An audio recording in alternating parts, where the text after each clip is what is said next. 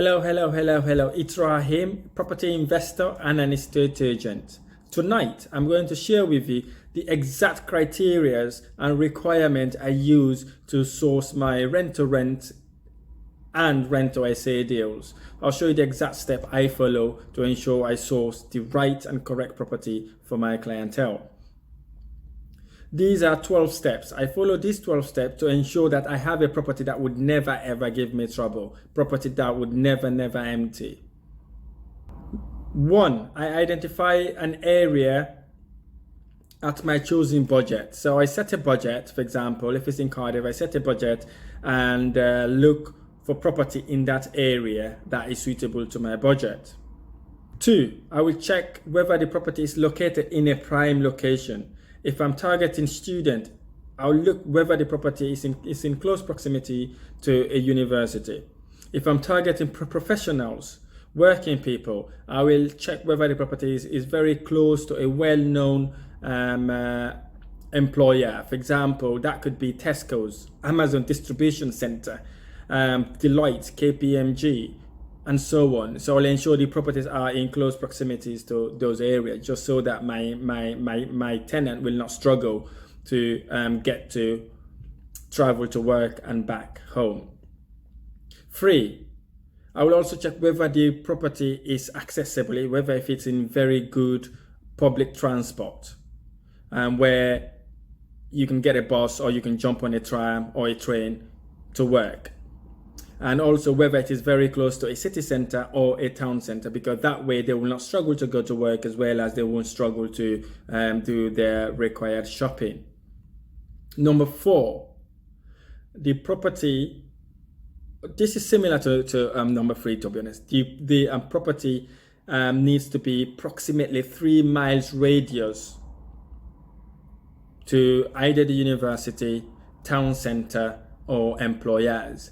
This way, my tenant will not travel 15 to 20 minutes to get to work or to university.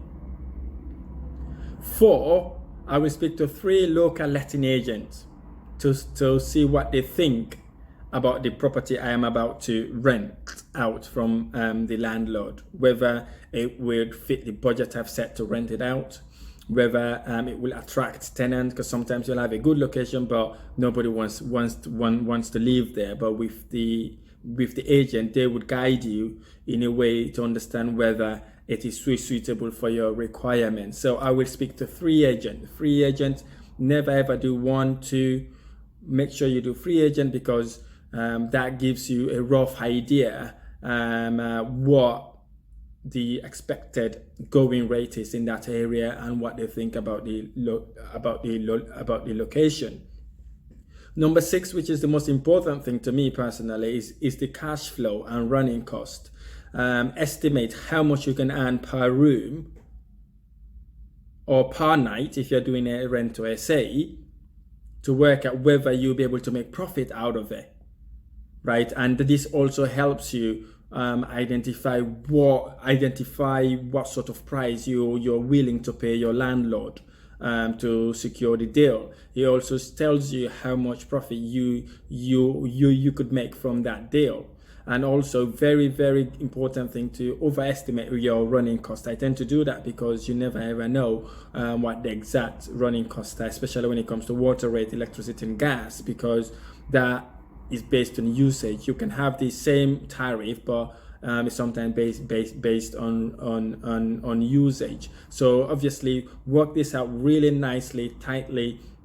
Overestimate your cost and then underestimate your rental income. That will then enable you to squeeze in as much profit as possible, and also it gives a guideline how much you think is acceptable figure to pay your potential landlord.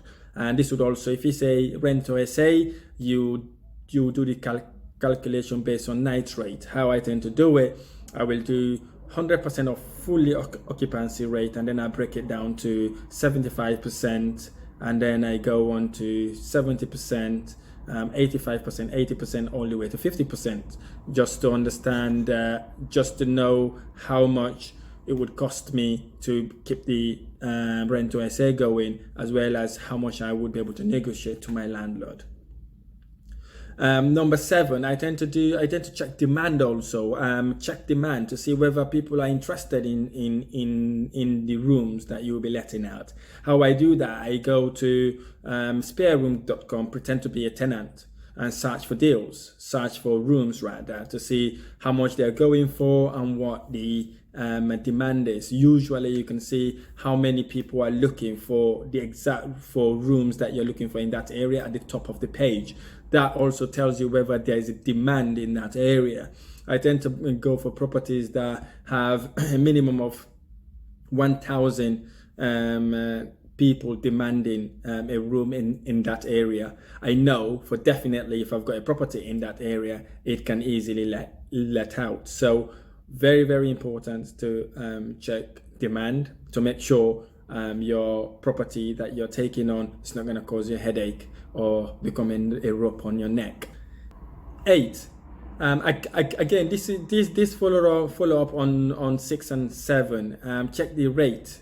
Make sure you work out the average rate. How I work out the average rate is I look for the most relevant properties to the deal I'm looking at, and find the top 10 properties that are aligned to the sort of rate I'm looking at, and divide that into 10. Look for 10 properties or 10 rooms that are relevant, that are similar to what you are going to do with your property, and divide that amount by 10. That then gives you the average rate, weekly rate you could charge your tenant. If you're doing RtoSA, it gives you the average rate you could charge your guest on the nightly rate, right?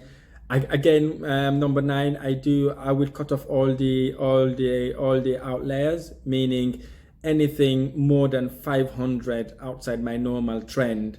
I tend to ignore those properties. For example, if I'm searching now for the properties, any property, I'll set a budget. Okay, I'm hoping to get a property on for 1,500, for example. Any property advertised for 2,500, I'll just cut that off, because I know there's no way the landlord is willing to drop the rent down to 1,400 or 1,500. So instead of wasting time negotiating or trying to get the landlord to accept my deal, I rather just cut them out and concentrate on the properties that I think the landlords are willing to negotiate price on. 10. This is to work out what the average rent is in that area, as we've already discussed. You have to, I redo it again just to make sure I'm doing the right thing, and I'm making absolute sure that these are the rates I'm happy to pay my landlord. This is the rent I'm happy to pay my landlord based on the cash flow, as well as the demand in that area. Number 11, what I then do is to knock off 15% of the asking price and put my offer to the landlord. 15% off. I say, okay, if it was 1,500, I knock out 15% of that price, and then I start the negotiation from there. This is where then you need to add value to what you say to your landlord, and explain to them how you would help them resolve their issue, how you could look after their property, how they don't need to pay management fees anymore. You take care of the repair and maintenance, as well as provide them the guarantee rent. So you have to push that hard on them so that they know you are doing them a service rather than a disservice. 15% gives you room to negotiate. If you come back and said, oh, 15% is significantly low, I will never ever accept 15% below that value, then you can increase it, you can reduce it to, so say 10%, all the way to 5%, depending on what sort of area that you're looking at and what your budget was.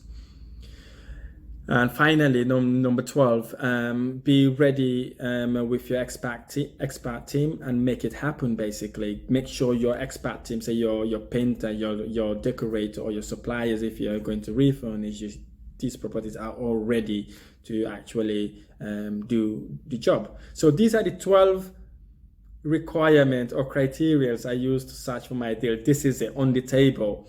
It may sound basic, but this is what gets you the deals. This is what makes you close deals. This is what helped me close over 40 deals, and using this has helped me greatly. It sounds basic, but trust me, if you use it and utilize it, you will never ever regret it. So a summary of what we've just talked about.